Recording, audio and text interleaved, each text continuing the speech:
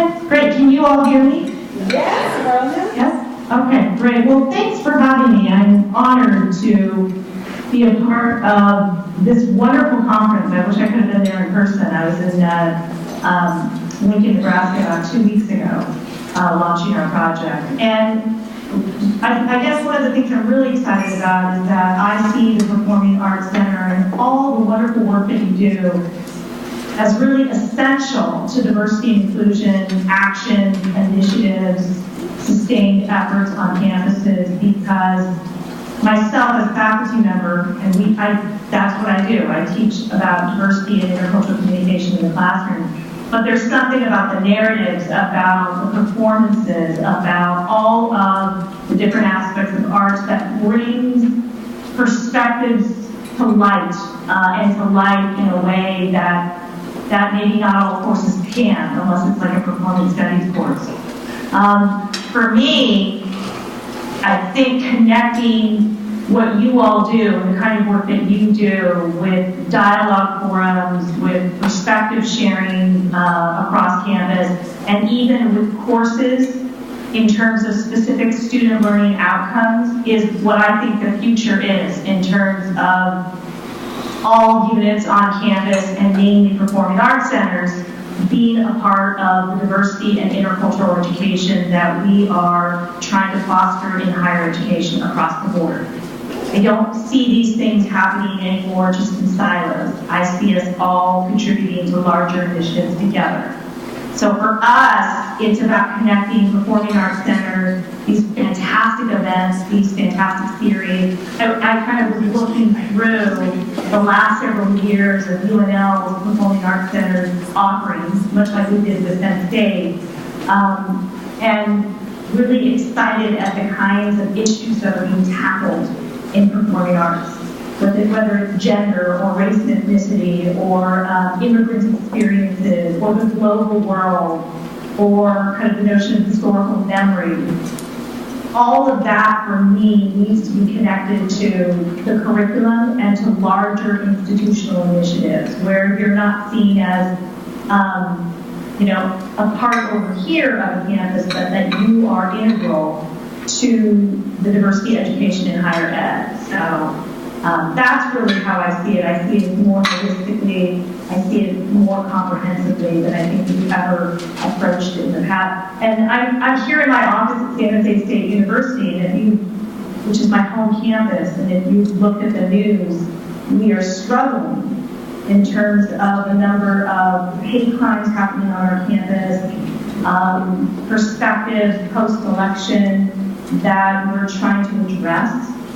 And we're actually trying to do something really creative with our performing arts groups and centers, and even ones in the city and in San Jose, to try to all contribute to how do we have dialogue across these issues.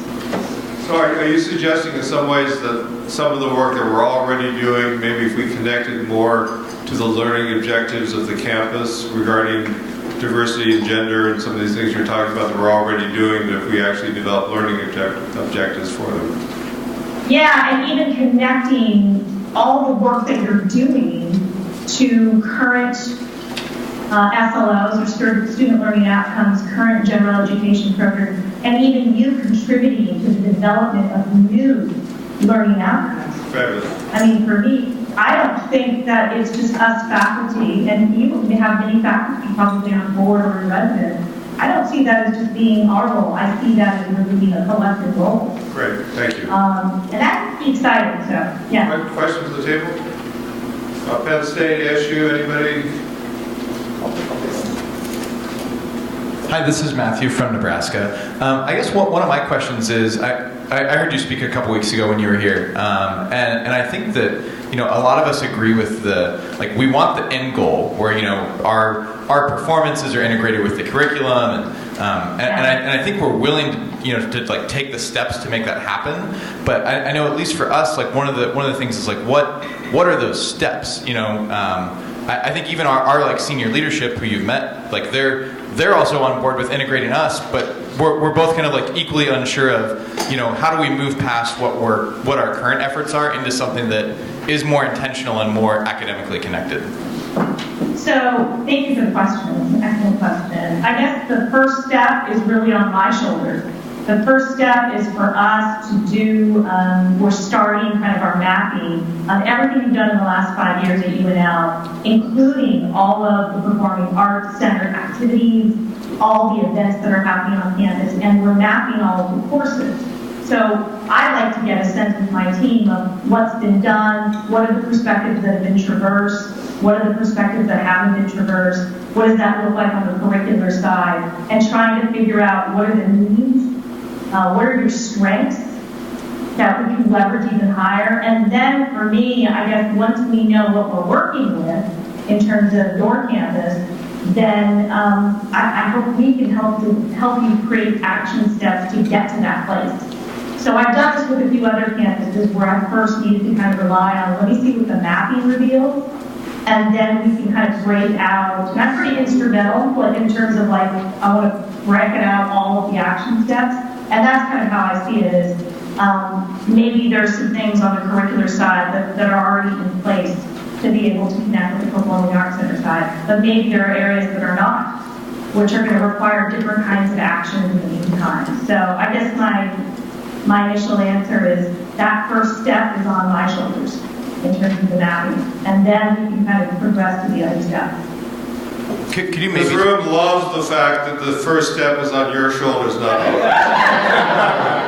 I wanted to ask one follow-up though. So what about the campuses that you're not mapping? So obviously we have the advantage of, you're taking that step for our campus, but not all the campuses in the room, have completed that or are in the middle of one of those projects. Appreciate the question. For those campuses that we're not lucky enough to be mapping, I guess for me, I would try to make sense of, I already have something where you have an institutional scan of clearly what you've done at your own center, but maybe what are some of the diversity activities that you've done at your campus. And if you have a diversity office or a leader, I would start with that person first and see if there was any kind of scan. If there was no kind of scan, typically on your last accreditation, you would have had to have at least a summary of your diversity activities on the curricular side and on the co-curricular side. Start there first. It's not going to be in any way comprehensive to the extent I think that's what we do with the mapping, but it's definitely a start. Once you see what's been happening, you may have some indications as to are there certain conversations already happening on campus, on your own campuses, between the curricular performing arts side and the co-curricular side? And if there's not, perhaps there's going to be a group that's formed that connects all of those individuals together. And this may be something really new on your campus that hasn't been done. And so I think creating that first group to come together in terms of what are the larger questions that we want to address here? How do we want to create collaborations between what we do and on the curricular and faculty side of the house? And you're going to need faculty on there. You're going to need faculty that are really deep in general education, because that's where a lot of the arts and diversity and culture kind of overlaps onto each other. And you're going to get, members of your Senate. Oftentimes people say the faculty in the Senate own the curriculum on most public university campuses. And you're going to want to get kind of a working group together. I can also, for another campus, I kind of laid out a couple of steps in terms of, for something for them to think about in the future. I can also send along a couple of kind of guideline steps, if that would help to Bill, and we can kind of circulate that if that helps too. But those would be some of the first steps. Great, thank you. Colleen? And I'm Colleen Jennings-Robensack from Arizona State University, ASU Gamma. Yay! Go Devils! And my question kind of follows up on exactly what you're talking about as it pertains to those academic areas that are traditionally not engaged with our centers, and in specific the sciences, the business school, the law schools. Can you address that? And then can you also address in your scanning, are you looking at where leadership plays a role inside the institution with diversity and how that is mentored and brought forth, particularly as it goes all the way up to our presidents and their cabinets? Yes, so let me answer, I think there's two major questions there. The first area is that, I guess for us, when we do curriculum mapping, and I know we're not doing that for all institutions, including your own, we look at every discipline, every course. So we are looking at the sciences. We are looking at business. And there's a lot of connections between culture and business, but more on the global, international kind of feel for that. But we look at all of those aspects to try to connect things. And I guess for me, where STEAM, science, technology, engineering, arts, mathematics, where that connects with performing arts centers are going to be more thematically related. So it might be more on, there was a theme at one campus where they were trying to get at the environment and justice. And so they were able to pull in social sciences, policy studies, and some scientists to kind of really grapple with that issue. If there are narratives, I think for me, the exciting thing about bringing in science and the arts are also those age-old debates between science, spiritual orientations, and religious orientations, and then where does culture meet between the two. That's a very provocative debate that we really traversed through higher education and through education for centuries. So if we approach things thematically, as opposed to just disciplinarily, right? The world is our oyster in terms of connecting, especially performing arts centers. And that's what performing arts centers would do, is they would really house that stage for us to give us permission to explore those in ways that don't seem so polemic. Like, Rona, you're just a social scientist, you're going to see it this way. And you're over here, you're a scientist, you're going to see it that way. I feel like the thematic emphases will be really helpful there.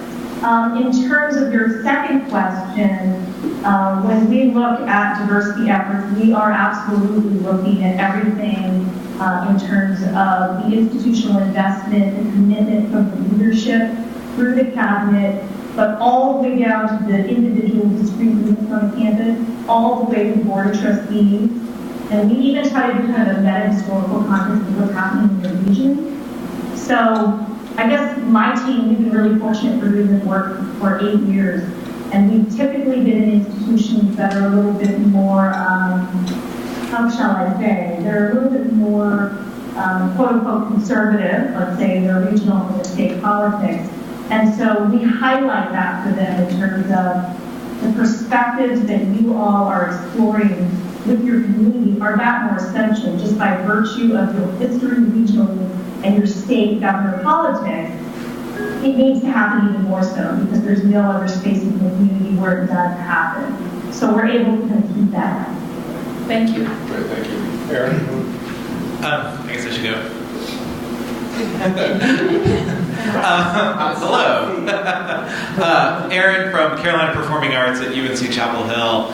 I want to build a little bit on what Colleen's first question, which was, so many of us are Research One universities, and in reality what that means, the majority of faculty are not ever interacting with undergraduates. And a vast majority of students are professional students who most likely are coming after having gotten an undergraduate degree somewhere else several years ago, and whose research is so professionally driven, everything from medical, she mentioned law, nursing, public health, whatever it might be. So I guess I'm curious about how that reality changes the tenor of conversations for many of us with faculty, as well as thinking about interacting with entire schools on our campus that don't have an undergraduate population, which is traditionally where these sorts of conversations happen and are welcomed and emphasized, more so than, say, a College of Arts and Sciences.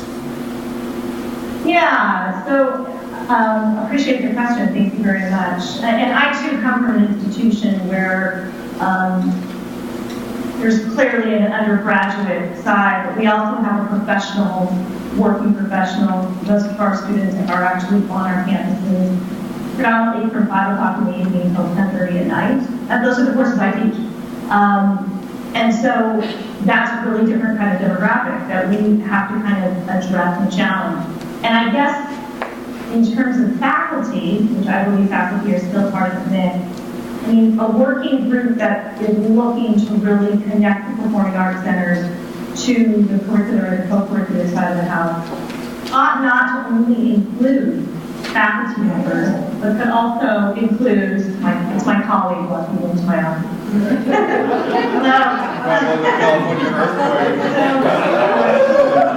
Faculty, but it also may include directors of programs that are professional students, and they actually include in some way employers who have a huge ear for the performing arts and the connection between performing arts and the education. I guess for me, the exciting thing about it and the difficulty about it is that these are things that I think are new, that have not been done before, that we don't have a blueprint for. All I know is that whenever we're at a campus, we typically see the usual things. We typically see the silos. We typically see certain disciplines privileged over others.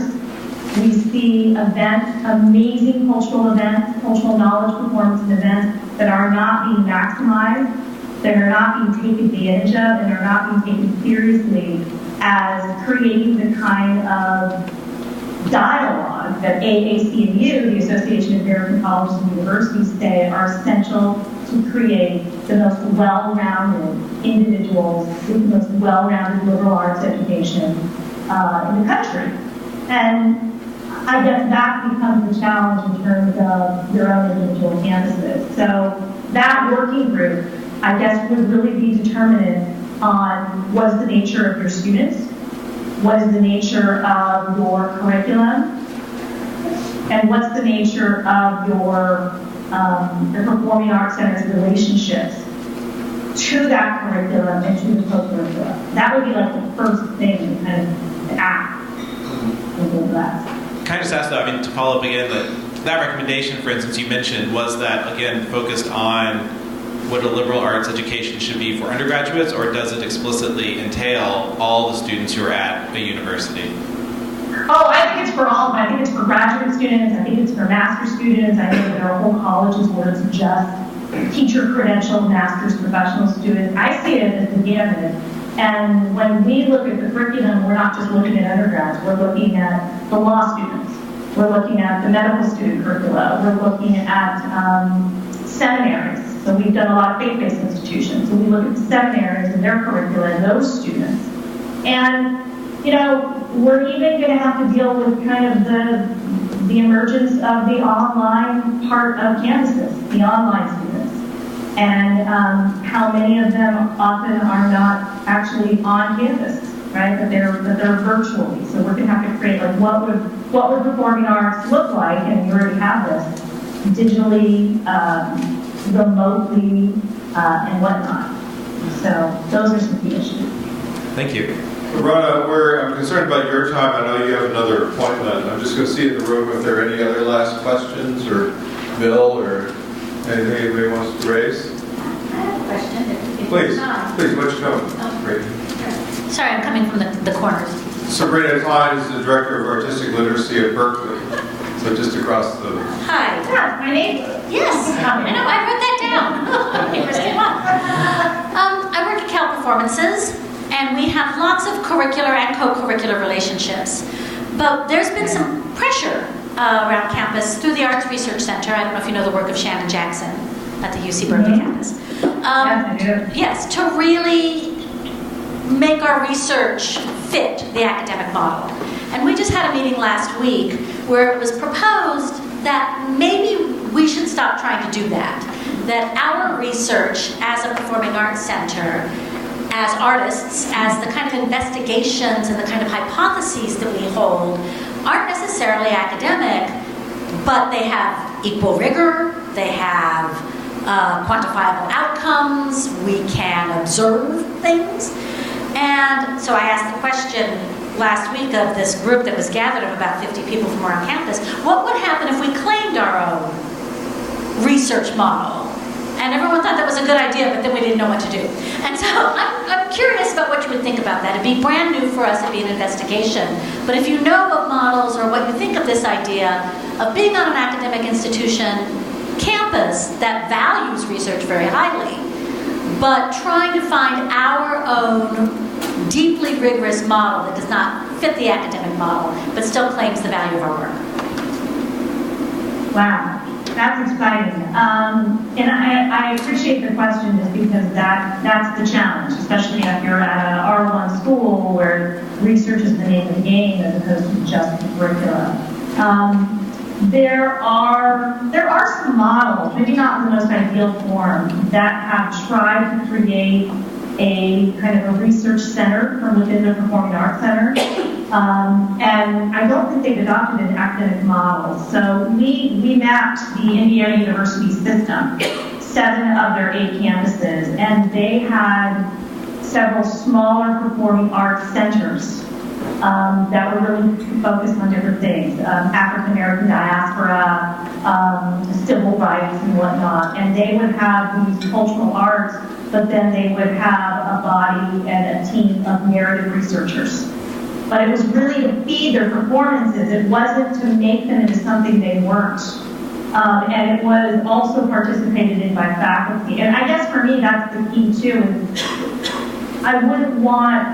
I guess for me, the university and the academic side of the house needs to learn from the performing arts centers on how to do these cultural narratives, these cultural performances, and what is evoked from that. So I don't want you to walk away thinking that I think that performing arts centers should conform to the academic side of the house. Not at all. Actually, I think it could be. I think we can't. I think we've been trying. And I think the best part of what I love when I go to these campuses and see the kind of cultural perspectives and knowledge that's generated, I feel like that would be threatened. So for me, it's about making sure that you're at the table with all of those other individuals that are making those decisions.